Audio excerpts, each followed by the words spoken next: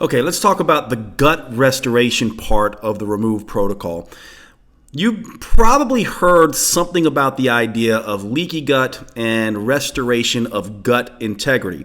Some people call this the 4R gut restoration program. The version we use at Metabolic Effect is actually called the 5R gut restoration program. And this might be the second most important critical aspect of this program after reducing the amount of LPS that is translocating into the bloodstream from the gut. So let's go through this particular protocol. I can say this right now to you. This particular protocol is very, very difficult to do. And I can say if we're not able to do this, if you're not able to take the steps necessary to both remove the LPS, fat, and microbiome contribution to LPS and the gut restoration protocol, you're not going to be successful in dealing with pain and immune issues. So let's get into this really quickly. The first thing you need to understand is how digestion happens. We need to go through this in depth so you understand what is required in the gut restoration part of the removal phase.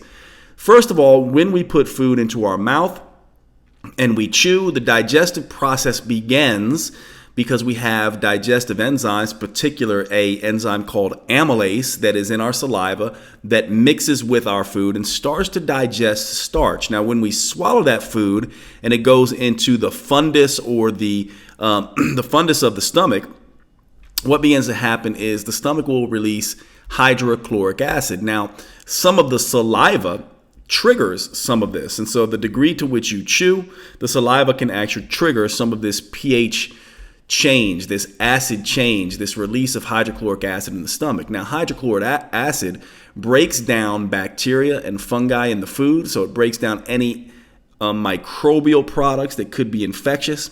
It also helps us break down proteins, and it is very, very important to helping us break down our food. When the food leaves the stomach and goes into the small intestine, the acidity of that chyme, that's what we call the mixture of food and liquid, the acidity of that chyme that enters from the stomach into the small intestine is absolutely important as to whether we'll release pancreatic enzymes like amylase, trypsin, chymotrypsin, protease, lipase, bile acids to mix with our food and digest it appropriately. Why is that important? Why are these enzymes and hydrochloric acids so important?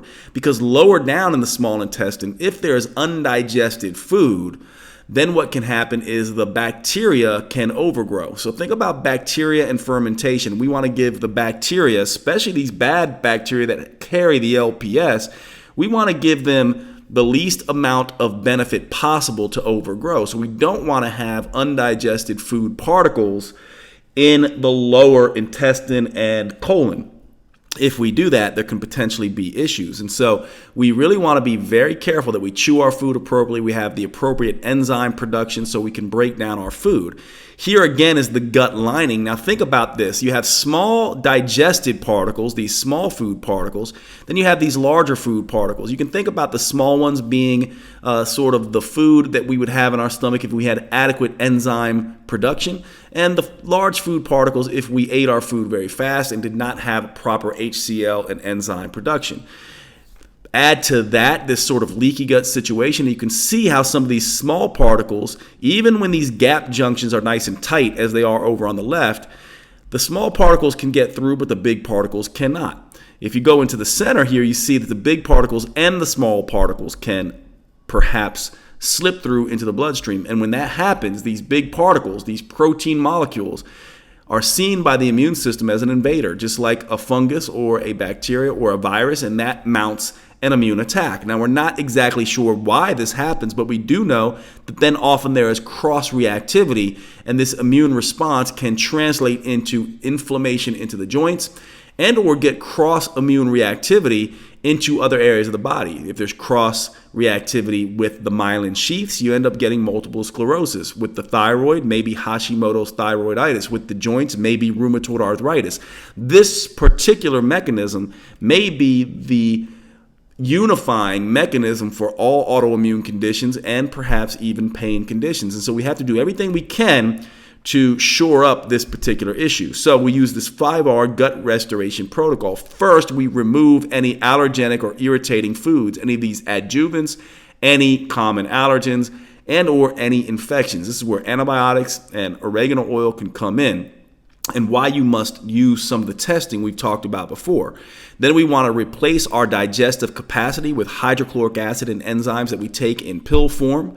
We also want to repopulate the good bacteria to overpopulate the bad bacteria through taking probiotics. We want to repair the gut lining through things like glutamine, and then we want to reintroduce foods one at a time, because it's not necessarily the food that is the problem, but it is our digestive system's ability to handle that food that is often the case. And so once we go through this 5R gut restoration protocol, we oftentimes can now tolerate some foods that we would not have been able to tolerate otherwise. The foods to eat are going to be hypoallergenic protein shakes, pea, hemp, rice blends. This means dairy is going to be out of the question here, as well as soy protein shakes.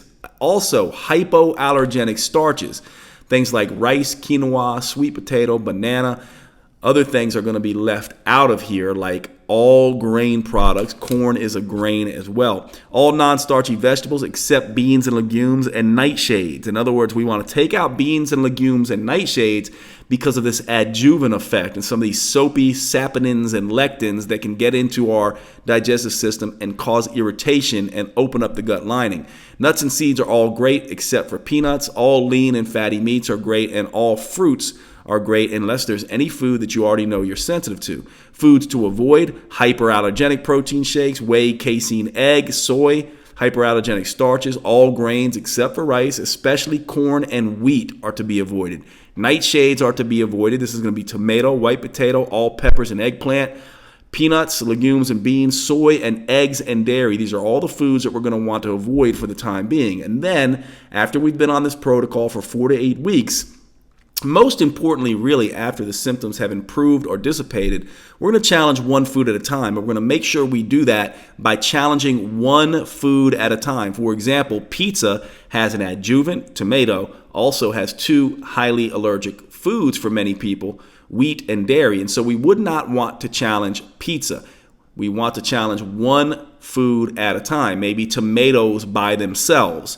We're going to take 1 dose only, and then we're going to wait 4 days after that to look for any reactions.